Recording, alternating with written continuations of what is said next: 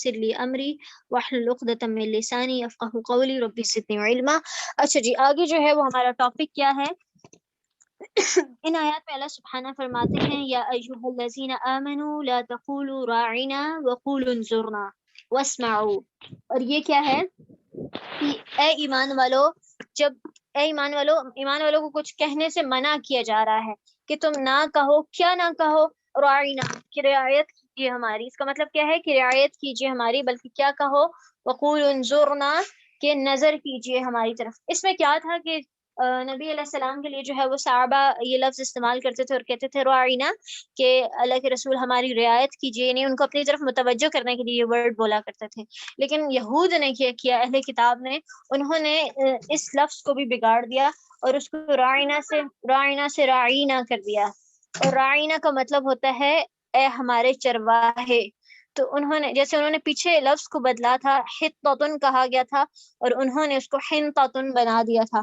تو یہ ان کا پرانا شیوا ہے، ان کے اسلاف کا بھی یہی کام تھا کہ اللہ سبحانہ نے ان کو جو لفظ بولنے کو کہا انہوں نے اس میں رد و بدل کر دیا۔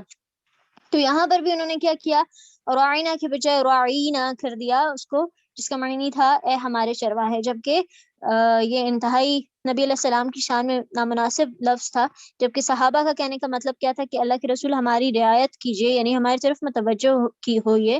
تو یہاں پر اللہ سبحانہ نے یہود کو کچھ نہیں کہا، اللہ تعالیٰ نے یہود سے یہ نہیں کہا کہ تمہیں شرم آتی ہے کہ تم لوگ کیا بول رہے ہو اور یہ کیا لفظ ہے جو تم استعمال کر رہے ہو، بلکہ اللہ سبحانہ نے صحابہ سے کہا، اور کیا کہا، وقولوا انظرنا، بلکہ تم یہ لفظ ہی چھوڑ دو، وہ لفظ جس میں شبہ ہو، یا وہ لفظ جس سے ایک ذو معنی چیز پیدا ہو رہی ہو، جس سے ایک دوسرا معنی بھی نکل رہا ہو، اور اس کو توڑ موڑ کے لوگ جو ہے وہ نبی علیہ السلام کی طرح کی گستاخی کر رہے ہوں، تو وہ لفظ ہی چھوڑ دو۔ یہاں پر یہود کو کچھ نہیں کہا گیا، بلکہ صحابہ کو، اہل ایمان کو کہا گیا کہ تم ہی یہ لفظ چھوڑ دو اور تم اس کے بجائے کوئی دوسرا مناسب لفظ استعمال کر لو، اور وہ کیا ہے، کیا کہا گیا ان کو، وقولوا انظرنا، بلکہ تم کیا کہو، انظرنا یعنی ہماری طرف نظر کیجئے، ہماری طرف دیکھیے، یعنی ہماری بات سنیے، واسمعوا اور سنا کرو۔ یہاں پر کیا بات کی جا رہی ہے اور اس بات سے سبق کیا ملتا ہے کہ بعض دفعہ آپ ہر دفعہ اگلے کو اس کی ہر غلطی پر نہیں ڈانٹ سکتے، بعض دفعہ کچھ چیزیں آپ کو اگنور کرنی پڑتی ہیں، اور اس اگنور کا ریزن یہ نہیں ہوتا کہ آپ کو پتہ نہیں ہے یا آپ جو ہے آپ اس چیز کو ہلکا لے رہے ہیں۔ اس اگنور کا مطلب بعض دفعہ یہ بھی ہوتا ہے کہ جب آپ کسی چیز کو اگنور کرتے ہیں، جسی شر پسند کو آپ بار بار روکیں گے، بار بار اس کو پکڑیں گے، تو کچھ لوگوں کو عادت پڑ جاتی ہے دوسروں کو اپنے شرور سے تنگ کرنے کی، ان کی پکڑ کرنے کی۔ تو کیا ہے یہاں پر جب آپ یہ چیز لیکن جب آپ جو ہے وہ چھوڑ دیتے ہیں کسی کے پیچھے لگنا یا کسی کو بار بار ایسی چیزوں پر ٹوکنا، تو اس بندے کا شر آٹومیٹکلی کم ہو جاتا ہے، اس کو لگتا ہے کہ اب مجھے اگلے تو ویلیو ہی نہیں دے رہے، اگنور کر رہے ہیں، تو اس کا شر پہلے ہی خود ہی جو ہے وہ کم ہونے لگ جاتا ہے۔ تو یہاں پر بھی کیا ہے، یا ایھا الذین آمنوا لا تقولوا راعنا وقولوا انظرنا واسمعوا، کہ اے لوگوں جو ایمان لائے ہو تم مت کہو کیا راعنا، بلکہ کیا کہو انظرنا واسمعوا وللکافرین عذاب علیم، اور پھر آگے کیا کہا گیا ہے کہ کافروں کے لیے کیا ہے، سخت عذاب ہے۔ یعنی یہاں پر اللہ تعالیٰ نے ان کو نہیں ٹوکا، لیکن اینڈ پر بتا دیا ہے کہ جو ایسی حرکتیں کر رہے ہیں ان کے لیے کیا ہے، سخت عذاب ہے، دردناک عذاب ہے۔ آگے کیا ہے، ما یود الذین کفروا من اہل الکتاب وللمشرکین ان ینزل علیکم من خیر من ربکم، کہ جو وہ نہیں چاہتے، وہ جنہوں نے کفر کیا اہل کتاب میں سے اور مشرکوں میں سے بھی، کہ وہ نہیں چاہتے کہ تمہارے اوپر کوئی بھی خیر پہنچے تمہیں تمہارے رب کی طرف سے۔ اور یہ بہت بڑی بات ہے کہ بعض دفعہ اللہ تعالیٰ ہم سب کو معاف رکھیں، لیکن بعض دفعہ آپس میں مسلمانوں میں، بہن بھائیوں میں حسد کا وہ لیول آ جاتا ہے کہ انسان جو ہے وہ کسی کو خیر پہنچ رہی ہے، کسی پر آسانی نازل ہو رہی ہے، اس کو کسی معاملے میں آسانی ہو رہی ہے، تو دوسروں کے لیے گراں گزرتا ہے، دوسروں کو مشکل لگتا ہے۔ تو یہاں پر کیا بتایا جا رہا ہے کہ وہ پھر تمہارے بھائی نہیں ہو سکتے، پھر وہ مومن کیسے ہو سکتا ہے کہ جو یہ پسند نہ کرے کہ اس کے دوسرے بھائی کو خیر پہنچے، اور وہ یہ پسند کرے کہ دوسرے کو جو ہے وہ تکلیف اور مشکلیں پہنچتی رہیں۔ تو یہاں پر کافروں کے بارے میں، جنہوں نے کفر کیا، چاہے وہ اہل کتاب ہے یا مشرک ہے، ان کے بارے میں کہا جا رہا ہے کہ وہ نہیں چاہتے کہ تمہیں تمہارے رب کی طرف سے کوئی خیر پہنچے، تم کسی سکون میں رہو۔ واللہ یختص برحمتہ من یشاء، اور پھر آگے کیا کہہ دیا گیا ہے کہ کسی انسان کا کوئی زور نہیں ہے، کوئی اس کا اختیار نہیں ہے، اللہ تعالیٰ جسے چاہتے ہیں خود اپنی رحمت کے لیے خالص کر لیتے ہیں۔ اور اللہ تعالیٰ کی رحمت جو ہے وہ اکتسابی نہیں ہے کہ انسان جو ہے وہ خود سے کما لے، بلکہ کیا ہے کہ اللہ سبحانہ کی خاص رحمت ہوتی ہے اس شخص پر جس کو اللہ تعالیٰ جو ہے وہ اپنی رحمت کے ساتھ چن لیتا ہے۔ واللہ ذو الفضل العظیم، اور اللہ تعالیٰ جو ہے وہ بہت بڑے فضل والا ہے، وہ جسے چاہتا ہے نواز دیتا ہے اور جب چاہتا ہے نواز دیتا ہے۔ ما ننسخ من آية أو ننسها نأتي بخير منها أو مثلها ألم تعلم أن الله على كل شيء قدير، جو بھی ہم منسوخ کرتے ہیں کوئی آیت یا ہم بلوا دیتے ہیں اسے، ہم لے آتے ہیں بہتر اس سے یا اس جیسی، کیا نہیں آپ نے جانا کہ بے شک اللہ جو ہے وہ ہر چیز پر قادر ہے۔ اس میں جو ہے میں بہت سرسری سی اس پر بات کروں گی کہ اس سے مراد کیا ہے کہ قرآن میں کچھ حکم دیے گئے ایسے جو بعد میں منسوخ کر دیے گئے، جو بعد میں جو ہے وہ ان کا کچھ جو ہے وہ آیتیں باقی ہیں لیکن حکم باقی نہیں رہا، اور بعض جگہوں پر جو ہے وہ آیتیں بھی باقی نہیں رہی، یعنی آیت بھیجی گئی اور آیت جو ہے وہ دوبارہ واپس لے لی گئی، یعنی وہ آیت قرآن میں نہیں شامل کی گئی۔ تو کیا ہے کہ اللہ تعالیٰ جو ہے اللہ تعالیٰ بہت بہتر جانتے ہیں، اور اللہ تعالیٰ کو پتہ ہے کہ اللہ تعالیٰ نے جو بھی نازل کیا ہے، یعنی اللہ تعالیٰ کیا کہہ رہے ہیں کہ جو بھی ہم منسوخ کرتے ہیں آیتوں میں سے یا ہم بلوا دیتے ہیں اور ہم اس سے بہتر لے آتے ہیں یا اس جیسی لے آتے ہیں، تو اللہ تعالیٰ جو ہے وہ ہر چیز پر قادر ہے۔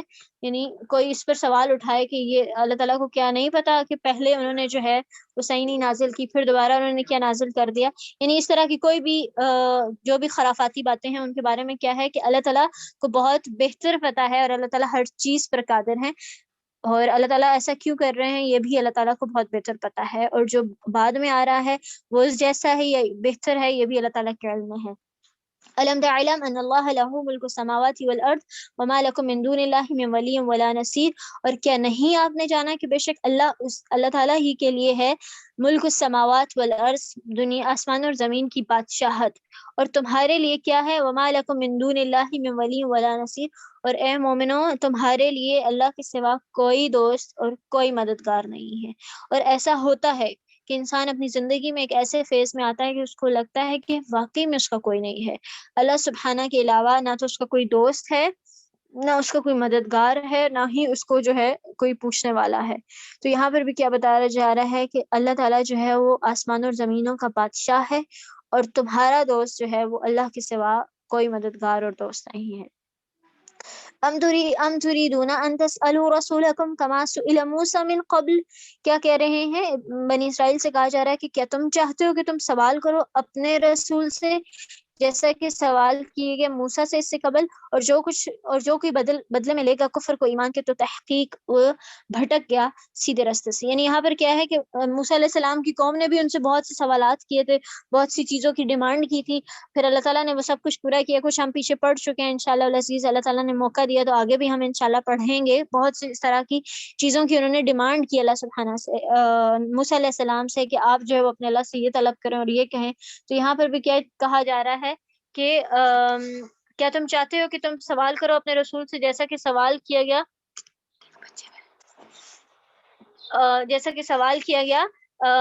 اس سے پہلے موسیٰ علیہ السلام سے بھی، اور جو کوئی بدلے گا کفر کو ایمان سے تو بے شک وہ بھٹک گیا سیدھے راستے سے۔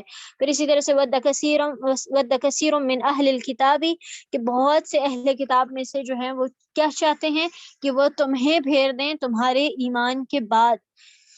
کیا ہے ہر انسان جو غلط راستے پر ہے اس کی دوڑ دھوپ اور کوشش کیا ہوتی ہے کہ وہ باقیوں کو بھی اس راستے پر لگائے رکھے۔ تو یہاں پر بھی کیا بات کی جا رہی ہے کہ اہل کتاب بھی کیا چاہتے ہیں، ان کی دوڑ دھوپ بھی کیا ہے کہ وہ تمہیں پھیر دیں تمہارے ایمان کے بعد کافر بنا کر۔ اور کیوں وہ ایسا کرتے ہیں؟ کیونکہ وہ حسد کرتے ہیں تم سے، اور اس حسد کی بنا پر جو ہے جو ان کے نفسوں میں موجود ہے، اور کب انہوں نے یہ حسد کیا؟ جب ان پر واضح ہو گیا کہ آپ جو ہے وہ حق لے کر آئے ہیں، من بعد ما تبین له الحق، کہ ان پر یہ واضح ہو چکا ہے کہ آپ حق لے کر آئے ہیں، اس کے بعد جو ان کے نفسوں میں جو حسد ہے، یہ جو نفرت ہے آپ کے لیے، اس کے جو ہے وہ کیا چاہ رہے ہیں اس کے تحت کہ آپ کو آپ کے ایمان لانے کے بعد حق سے پھیر دیں۔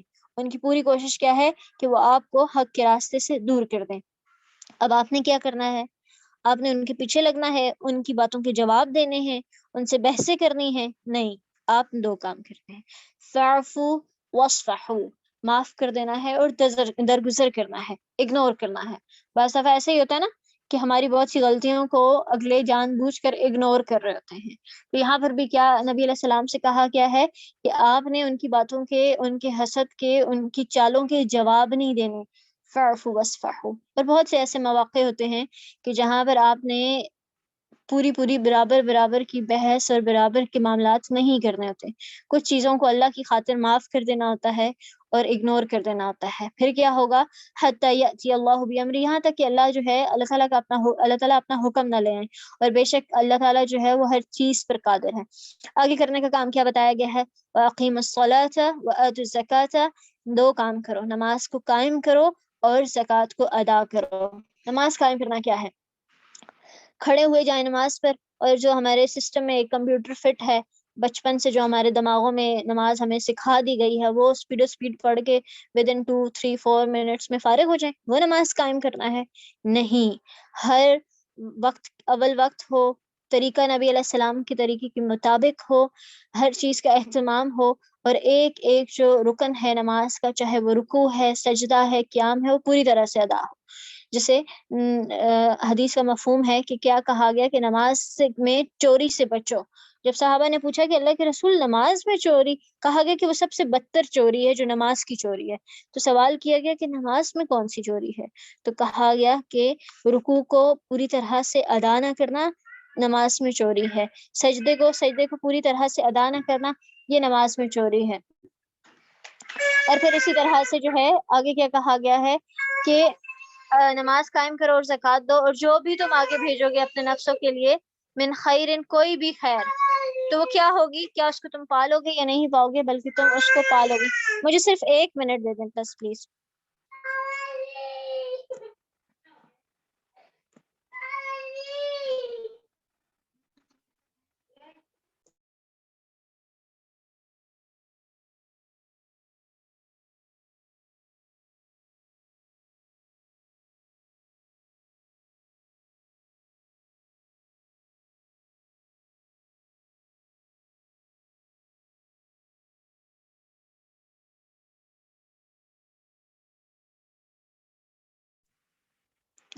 بسم اللہ الرحمن الرحیم، بہت معذرت۔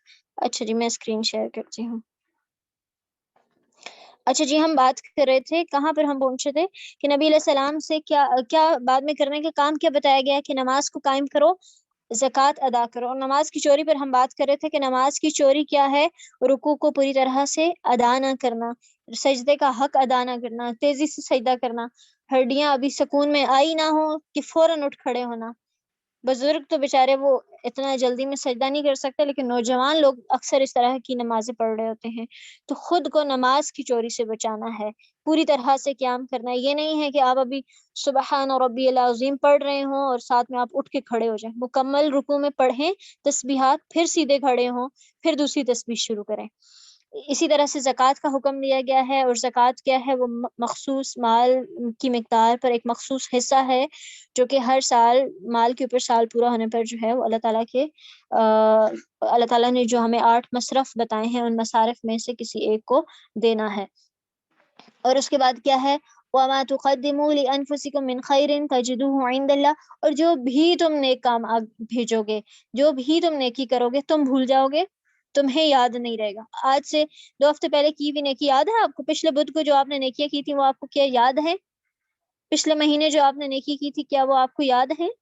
انسان بھول جاتا ہے، لیکن اللہ سبحانہ کے ہاں وہ سب موجود ہے، اور وہ سب پالے گا جو اس نے اللہ کے ہاں نیکیوں میں سے، خیر میں سے آگے بھیجا۔ اور اسی طرح شر کا بھی ہے، انسان شر پھیلا کے، شر کر کے، لوگوں کے دل توڑ کے، ناانصافی کی غلط باتیں کر کے گزر جاتا ہے، لیکن وہ سب چیزیں اللہ کے ہاں موجود ہیں، وہ تکلیف جو اس کی وجہ سے دوسرے کو پہنچی وہ بھی لکھ لی گئی ہے۔ اور آگے کیا ہے، یہ سب تم اپنے رب کے پاس پالو گے۔ ان اللہ بما تعملون بصیر، اور بے شک اللہ تعالیٰ اس سب سے واقف ہے جو تم عمل کرتے ہو سب کو دیکھنے والا ہے. وَقَالُوا لَن يَدْخُلَ الْجَنَّةَ إِلَّا مَنْ كَانَ هُودًا أَوْ نَصَارَىٰ. کیا کہا گیا کہ انہوں نے کیا کہا؟ ہرگز جنت میں جو ہے وہ داخل نہیں ہوگا. کس نے کہا؟ یہود اور نصارہ نے کہا کہ جنت میں ہرگز داخل نہیں ہوگا مگر کون؟ صرف یہودی اور نصرانی. جو یہودی ہو گیا یعنی جس نے یہودیت اختیار کر لی اور جس نے عیسائیت اختیار کر لی وہی جنت میں جائے گا، اس کے علاوہ کوئی نہیں جائے گا. اللہ تعالیٰ آگے اس بات کا رد کرتے ہوئے کیا فرما رہے ہیں؟ تلک امانیہم، یہ تمنائیں ہیں ان کی، جو وہ کہہ رہے ہیں یہ ان کی اپنے خواہشات نفس ہیں، ان کے اپنے دل کی باتیں ہیں. قرآن میں یا اللہ تعالیٰ نے یا اللہ کے رسول نے ایسی کوئی بات ان تک نہیں پہنچائی. قل ہاتوا برہانکم ان کنتم صادقین. یہ سب ان کی خواہشات ہیں، ان کی تمنائیں ہیں. تم ان سے کہہ دو اگر تمہارے پاس کوئی دلیل ہے، اگر تم سچے ہو اور اگر تمہیں لگتا ہے کہ ایسا ہونے والا ہے یا ایسا ہوگا تو پھر دلیل لے آؤ، پھر کوئی دلیل لے کر آ جاؤ اگر تم سچے ہو اپنی بات میں. بلا من اسلم وجهه للہ وهو محسن فلہ اجرہ عند ربی. ہاں کیوں نہیں، جس نے سپرد کر دیا اپنا چہرہ سپرد کرنے سے کیا مراد ہے؟ آپ کا چہرہ کسی کی کنٹرول میں آ جائے، کوئی آپ کو آپ کے منہ سے پکڑ لے تو آپ کا پورا جسم نہیں ہل سکتا، آپ پوری طرح اس کے کنٹرول میں ہو جاتے ہیں. تو یہاں پر بھی کیا ہے؟ جس نے اپنا چہرہ اپنا آپ سپرد کر دیا اللہ تعالیٰ کے، وہو محسن، تو وہی محسن ہے. فلہ اجرہ عند ربی، تو اس کے لیے ہے اس کا اجر جو کہاں پر ہے؟ اس کے رب کے پاس ہے. تو کیا کہا گیا؟ انہوں نے کہا جی کہ کوئی جنت میں نہیں جائے گا سوائے یہود اور نصارہ کے. اللہ سبحانہ نے کہا یہ ان کے دل کی باتیں ہیں، یہ ان کی تمنائیں ہیں، یہ ان کی جھوٹی آرزویں ہیں. اگر ایسی سچی بات ہے تو پھر دلیل لے آؤ اگر تم سچے ہو. اور پھر آگے اللہ تعالیٰ کہہ رہے ہیں ہاں کیوں نہیں، جنت میں جائیں گے. اور وہ کون ہوں گے جو جائیں گے؟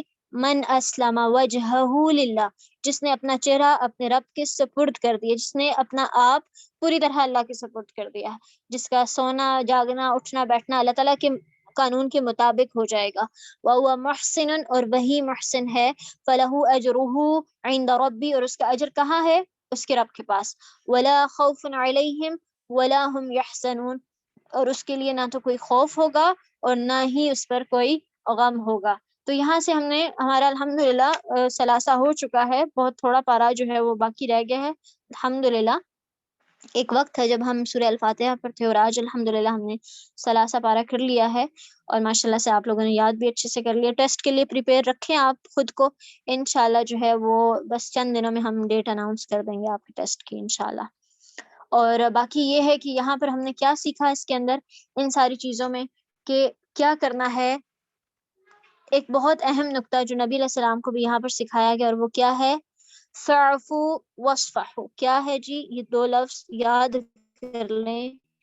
ہر معاملے میں، ہر جگہ پر بدلہ لینا، ہر جگہ پر پورا جواب لینا ضروری نہیں ہوتا. کچھ چیزیں اللہ کے حوالے کر دیں، کچھ چیزوں پر مٹی ڈال دیں، کچھ چیزیں معاف کر دیں، کچھ چیزوں کو چھوڑ کر آگے نکل جائیں. اور کیوں کرنا ہے؟ اللہ تعالیٰ کی رضا کے لیے. جب آپ کے سامنے یہ مقصد اور گول ہوگا نا کہ مجھے کسی انسان کے لیے نہیں کرنا، تو پھر آپ کر ہی نہیں سکتے. جب اگر یہ سوچنا شروع ہو جائے نا کہ میں کسی انسان کی خاطر کروں گا یا میں اس کے ساتھ نیکی اس کی وجہ سے کروں گا، تو آپ کبھی بھی نہیں کر سکتے.